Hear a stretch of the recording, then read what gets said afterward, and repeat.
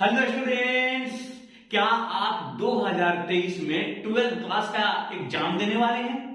अगर हाँ, तो ये वीडियो आपके लिए बहुत बहुत बहुत महत्वपूर्ण है। स्टूडेंट्स, इस वीडियो में हम आपको बताने वाले हैं एक अत्यंत ही महत्वपूर्ण लॉन्ग क्वेश्चन और उसका जवाब। एक्चुअली सच पूछे तो इस वीडियो में हम आपको बताएंगे 2 लॉन्ग क्वेश्चन, लेकिन जवाब देंगे केवल एक का, और दूसरे सवाल का जवाब हम देंगे नेक्स्ट वीडियो में।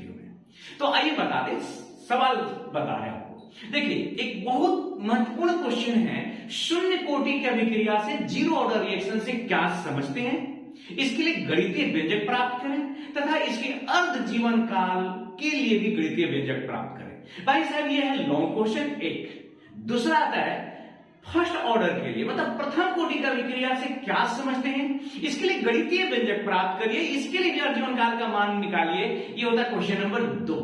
तो इस वीडियो में टारगेट 2023 को ध्यान में रखते हुए, 2023 को ध्यान में रखते हुए शून्य कोटि वाली अभिक्रिया पे विचार करेंगे, और अगले वीडियो में, ठीक इसके बाद वाले वीडियो में, हम बात करेंगे प्रथम कोटि की अभिक्रिया को लेकर। तो आइए दोस्त, शुरुआत करते हैं। सबसे पहले जानेंगे शून्य कोटि की अभिक्रिया क्या है, what is zero order reaction. तो दोस्त, डेफिनेशन एकदम बड़ा सिंपल सा डेफिनेशन है। वह रासायनिक अभिक्रिया जिस रासायनिक अभिक्रिया का जो दर है ना, रेट, वो प्रतिकारक के सांद्रता के 0वें घात के समानुपाती होती है। फिर से बोले क्या? एक ऐसा रासायनिक अभिक्रिया जिस रासायनिक अभिक्रिया जो रेट है, दर है, वो निर्भर करे प्रतिकारक की जो सांद्रता है उसके 0वें घात के। अगर ऐसा है तो उसको कहते हैं शून्य कोटि की अभिक्रिया। अगर मैं लिखना चाहूं तो लिख सकता हूं यहां पर, वह रासायनिक अभिक्रिया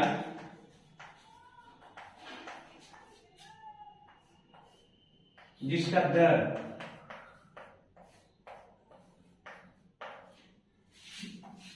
प्रतिकारक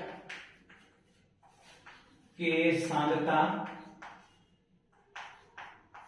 के 0 घात के 0वें घात कह रहे थे, 0वें घात के समानुपाती हो।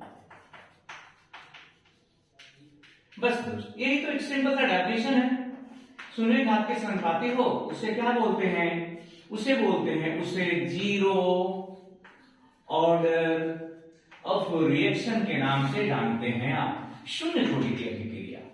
तो ऐसी कोई भी रासायनिक अभिक्रिया जिस अभिक्रिया का दर प्रतिकारक की सांद्रता के 0वें घात के समानुपाती होती है, उसे शून्य कोटि की अभिक्रिया कहते हैं। भाई साहब, एक डेफिनेशन आपको और बताने वाले, थोड़ा सा रुकिए, जरा देखिए।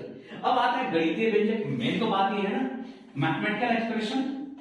तो जो गणितीय व्यंजक है, जरा ये देखिए, बहुत सिंपल है, बहुत सिंपल। तो ध्यान दीजिएगा, गणितीय व्यंजक बेहद ही सिंपल है, थोड़ा सा मैथ आना चाहिए। देखो ना, माना कोई रासायनिक अभिक्रिया, मान लेते हैं कि रासायनिक अभिक्रिया है R से P, लेकिन मैं चाहे तो लिख देंगे कि निम्नलिखित अभिक्रिया शून्य कोटि की है। एक रिएक्शन है R से P, और वो कितने कोटि का दोस्त? शून्य कोटि का। डेफिनेशन क्या कहता है आपसे? डेफिनेशन चिल्ला चिल्ला के ही तो कह रहा है कि ये आपका प्रतिकारक है, इस अभिक्रिया का जो दर है ये समानुपाती है प्रतिकारक की ये सांद्रता हो गई उसके 0वें घात के, और इस तरह से जो दर हो गया बराबर किए, और ये हो गया 0वें घात। किसी चीज की पावर को 0 कर दे दोस्त, तो आप तो बचपन में बहुत छोटे थे तब से सीखे हुए हैं कि वो कितना हो जाता है, वैल्यू उसका 1 हो जाता है, दर बराबर के, मतलब कि सांद्रता समाप्त हो गई। तो इसका मतलब एक दूसरा डेफिनेशन है दोस्त, आप कहेंगे कि वह रासायनिक अभिक्रिया, इस रासायनिक अभिक्रिया का जो दर है ना, रेट है ना, वो प्रतिकारक के सांद्रता पर निर्भर ही ना करे। समझ गए? वह रासायनिक अभिक्रिया जिसका दर प्रतिकारक के सांद्रता पर निर्भर ही ना करे, उसको कहते हैं शून्य कोटि की अभिक्रिया। अब आगे बात को आगे बढ़ाएगा, तो दर के लिए कौन सा शब्द यूज करेंगे? तो दर बराबर होता है माइनस dr। अब जानते हैं रिएक्टेंट का दर है, तो रिएक्टेंट माने प्रतिकारक के दर के पहले नेगेटिव चिन्ह लगाया जाता है। याद है ना दोस्त? क्यों? क्योंकि प्रतिकारक समय के साथ घटता है। तो दर बराबर हो गया, ठीक है। अब ऐसा करते हैं भाई कि इधर dr रखने देते हैं और उधर कर देते हैं माइनस के चिन्ह के साथ k dt। अब थोड़ा मैथ वाले भाई साहब को याद करते हुए इनका इंटीग्रेशन कर देते हैं। आप लोग अपने मैथ वाले टीचर को प्रणाम करिए मन मन और लिखिए दोनों ओर इंटीग्रेशन करने पर। दोनों ओर इंटीग्रेशन करने पर क्या हो जाएगा दोस्त? तो ये हो गया डी आर का इंटीग्रेशन। आपको पता है ना, माइनस इंटीग्रेशन के चिन्ह से बाहर रहेगा और कांस्टेंट भी। तो जब कांस्टेंट और दोनों को आर कर दीजिएगा तो हो जाएगा डी टी। तो डीएक्स का इंटीग्रेशन जैसे एक्स होता है तो डी आर का क्या हो जाएगा? आर माइनस के डी का क्या होगा? टी। अच्छा, एक बात है, जैसे इंटीग्रेशन समाप्त हुआ एक नियतांक लगाएंगे और लिख देंगे इस नियतांक को आई सी, जो लिखना लिख दीजिए कि ये नियतांक क्या है, तो इंटीग्रेशन कांस्टेंट है। तो दोस्तों आप लिख देंगे कि जहां आई बराबर इंटीग्रेशन कांस्टेंट है, ठीक है, ओके, एक नियतांक है इंटीग्रेशन कांस्टेंट। अब बात को और आगे बढ़ाते हैं। अब ये है कि आई का मान रखना चाहते हैं, तो देखिए ना, जब आर जब टी इक्वल टू 0 होगा, मतलब अभी रिएक्शन शुरू ही नहीं हुआ था, उस वक्त की क्या बात रही है? उस वक्त जो आर है ये आर नॉट के बराबर था। जहां आर नॉट क्या भाई, तो ये शुरू की सांद्रता है। आर नॉट का मतलब हो गया कि इनिशियल कॉन्सेंट्रेशन, इनिशियल कॉन्सेंट्रेशन हो गया, ये मतलब शुरू की सांद्रता हो गया। यहां पर कॉन्सेंट्रेशन लिखना जगह कम मिला है, कॉन्सेंट्रेशन, ठीक है, इनिशियल कॉन्सेंट्रेशन हो गया, शुरू की सांद्रता। अब देखिएगा, ये शुरू की सांद्रता हो गई आर नॉट। अब उसके बाद क्या है कि इस टी का मान यहां पर रख देते हैं। तो समीकरण एक से क्या होगा? समीकरण एक से देखिए, तो आर की जगह पर जैसे ही हम टी बराबर 0 लिखेंगे, देखिए यहां पर क्या है, R equal to minus K into T plus R naught, sorry आई है ना जी। तो जैसे हम आई के जगह पर टी की जगह पर शून्य रखेंगे, इसका मतलब हो गया कि आर की जगह पर क्या हो गया? आर नॉट हो गया, और इस तरह से आई इक्वल टू हो गया आर। अब इस आई का मान इक्वेशन में रख देते हैं। तो जैसे इक्वेशन में रखिएगा, यहां पर इक्वेशन फर्स्ट से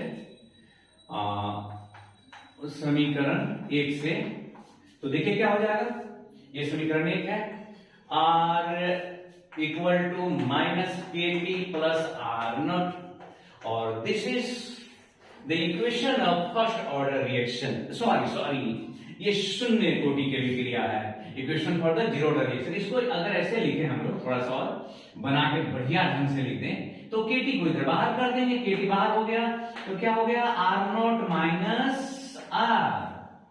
और भाई साहब अगर मैं यहां टी बराबर लिख दूं, तो ये हो गया R naught minus R equal to, sorry बटा में हो गया के। आप इसको ऐसे भी लिख सकते हैं। ये तो हो गया आपके लिए टी का मान, ये एक्सप्रेशन हो गया, गणितीय व्यंजक हो गया। अब जो नेक्स्ट बात आती है दोस्तों, ये होता है कि आप इसके लिए पहले ग्राफ खींचिए, और ग्राफ के बाद देखेंगे इसके हाफ लाइफ पीरियड के बारे में, तो उसके अर्धजीवन काल क्या होता है। तो देखिए, मैं थोड़ा सा यहां से मिटाऊंगा, आप स्क्रीनशॉट ले लीजिएगा।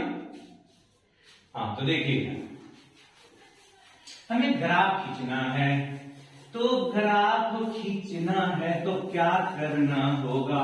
देखिए इधर बोर्ड की तरफ इस इक्वेशन को लेते हैं भाई, ये है आर का कॉन्सेंट्रेशन, मतलब प्रतिकारक की सांद्रता माइनस के टी प्लस ये हो गया आर नॉट। देखो आर नॉट जो होता है ना, शुरू की सांद्रता है, इनिशियल कॉन्सेंट्रेशन है, और भाई साहब ये फिक्स होता है, कांस्टेंट राशि होता है।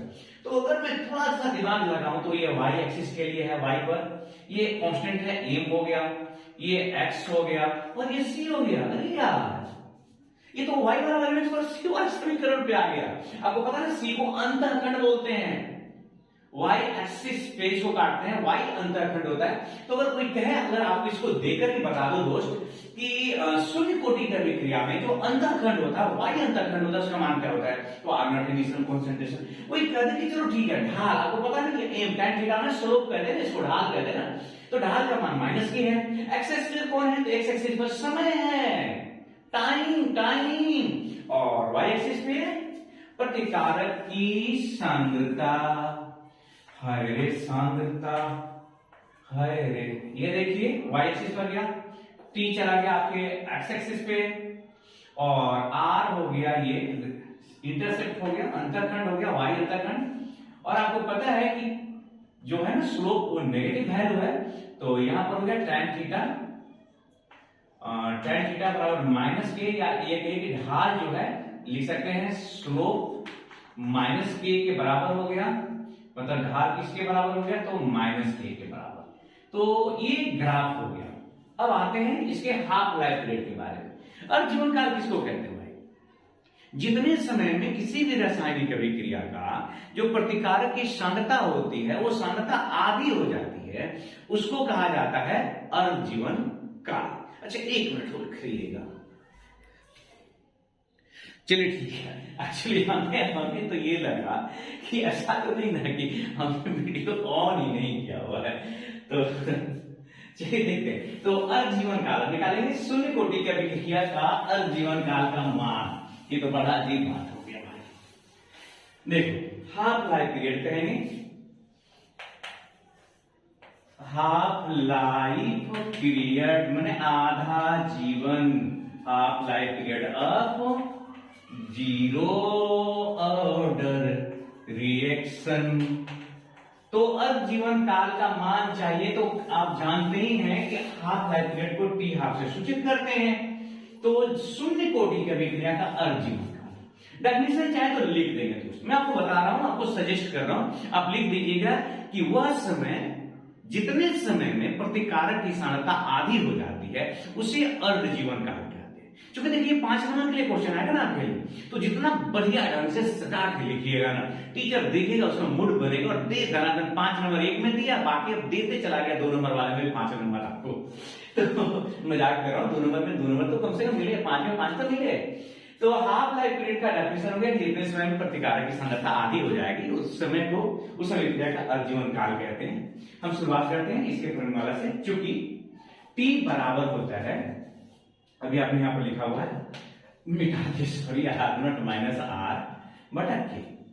तो जब T हाफ हो जाए मतलब आधा हो जाए, तो उस वक्त क्या होगी, परिभाषा तो यही कहता है कि जो सांद्रता है ये प्रतिकारक की सांद्रता, ये शुरू की सांद्रता का क्या हो जाए, आधा हो जाए। मतलब जो सांद्रता आपने शुरू में लिया था, मान लीजिए 100 ग्राम लिया तो 50 ग्राम हो जाए, 1 केजी लिया था तो घट करके कितना हो जाए, आधा केजी हो जाए। तो इस वैल्यू को रख देंगे, तो T की जगह पर T हाफ रख दिया हमने, R0 माइनस R है ना, तो R0 को R0 हमने छोड़ दिया, कुछ नहीं किया, लेकिन R की जगह पे हमने कर दिया R0 बटा 2 बाई K है। तो ये कितना हो गया, 2R0 माइनस R0 बाई हो गया 2। इस तरह से ये हो गया कितना, R0 by 2K, R0 by 2K किसके बराबर आ गया, T हाफ। दोस्तों एक बड़ा ही इंपॉर्टेंट चीज देखने को मिल रहा है यहाँ। सबसे पहला पॉइंट तो आपको ये नहीं डिस्कस करना कि जीरो ऑर्डर के लिए देखिए T half directly proportional to है R0। शुरू की सांद्रता ज्यादा होगी, अर्ध जीवन काल का मान ज्यादा होगा, शुरू की सांद्रता कम होगी, अर्ध जीवन काल का मान कम होगा। सेकेंड, अब देखिए T हाफ जो है, ये जो रेट कांस्टेंट है K, वेग नियतांक, उसका क्या है, इनवर्सली प्रोपोर्शनल है। इसका मतलब कि वेग नियतांक का मान अगर घटेगा तो अर्ध जीवन काल का मान बढ़ेगा। अब आते इसको ग्राफ के रूप में सूचित करते हैं। तो जब ग्राफ के रूप में सूचित करते हैं, यहीं से खींच देते हैं ग्राफ, इसी से देखिए, या कोई भी एक इक्वेशन ले लीजिए, यहां पर ये मान लीजिए y एक्सिस है और इसको x एक्सिस मान लेते हैं, इसको इस तरह से समझिए, T half equal to 1 by 2K और ये हो गया R0। तो हम लोगों ने क्या किया कि यहां प्लस में वो जीरो जोड़ दिया, ये y एक्सिस हो गया, ये क्या हो गया m हो गया, और ये क्या हो गया x हो गया, और ये हो गया c। तो C ग्राफ मतलब हो गया मूल बिंदु से जाएगा ग्राफ, तो ये हो गया यहां पर, और y की जगह पर क्या होगा, T हाफ हो गया, और x की जगह पर क्या हो गया, ये R0 हो गया। आप यहां चाहें तो ये स्लोप है, आप देख ही रहे हैं, स्लोप हो गया 1 बाई K के बराबर आप कर सकते हैं, या अगर रिवर्स कर दे इसको तो K कर दीजिए, 1 बाई 2K लिख देते हैं यहां पर। इस तरह से आपका ये एक शून्य कोटि का अभिक्रिया दोष खत्म होता है। इसके बाद इसमें कुछ और बातें होती है, वो ये होती है कि शून्य कोटि की अभिक्रिया का एग्जाम्पल। तो समान तौर पे शून्य कोटि की अभिक्रिया बहुत ही कम मात्रा में पाए जाते हैं, लेकिन सबके बावजूद आप याद रखिएगा कि एंजाइम उत्प्रेरित अभिक्रिया, मैं मिटा रहा हूं, स्क्रीनशॉट लीजिए, कुछ बातें और लिखे हैं क्योंकि मैंने क्या कहा, इसको तो हम कंप्लीट करेंगे। इसे ऑब्जेक्टिव, सब्जेक्टिव, लघुत्तरीय, दीर्घोत्तरीय कुछ भी पूछा जाए वो सब सवाल बनना चाहिए। तो शून्य कोटि की अभिक्रिया का समान तौर पे जो है ना एग्जाम्पल बहुत कम देखने को मिलते हैं। इस सब के बावजूद याद रखिएगा एंजाइम कैटालिस्ट जो होते हैं, एंजाइम कैटालिटिक जो रिएक्शन होते हैं, एंजाइम उत्प्रेरित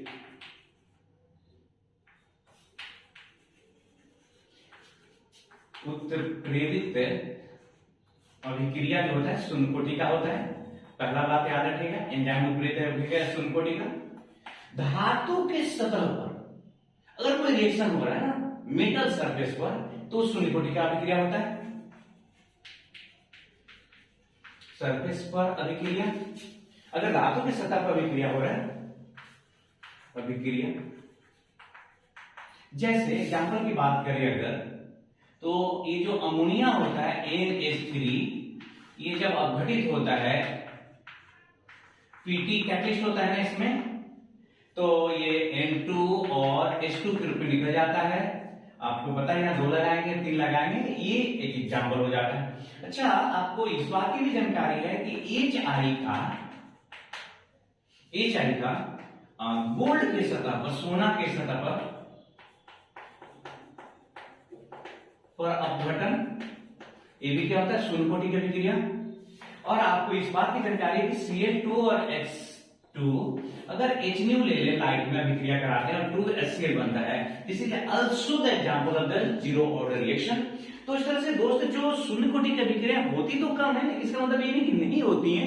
एंजाइम उत्प्रेरित अभिक्रिया शून्य कोटि का होती है। मेटल के सतह पर अगर कोई अभिक्रिया हो रही है, एक्चुअली मेटल के सतह पे कोई गैसियस एटम जाके जब टूटते हैं, अपघटित होते हैं, तो जीरो ऑर्डर का रिएक्शन होता है। और जैसे अमोनिया हो गया, HI का गोल्ड के सतह पर अपघटन भी जो होता है वो शून्य कोटि का होता है। Cl2H2 के बीच के रिएक्शन। एक बात और बहुत महत्वपूर्ण बात बता रहे हैं, लीवर में जो अल्कोहल का डाइजेशन होता है वो भी जीरो ऑर्डर का रिएक्शन होता है भाई साहब, याद रखिए।